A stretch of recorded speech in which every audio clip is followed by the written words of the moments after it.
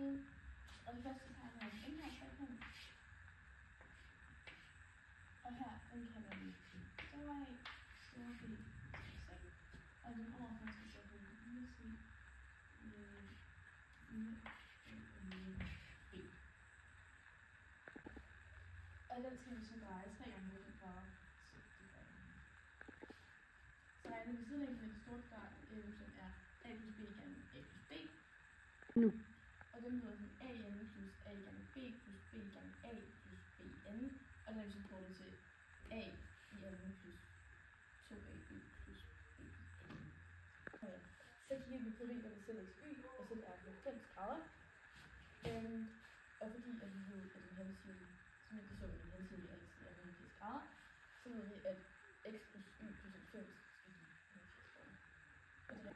Så kigger vi på sidelængderne af det indre kvadrat. Nu. Og det er C gange C i CN. Så skal vi lægge de sammen, som er 4 gange en halv gange A gange B med 2AB, som er AN plus 2AB plus BN med CN plus 2AB. Nu.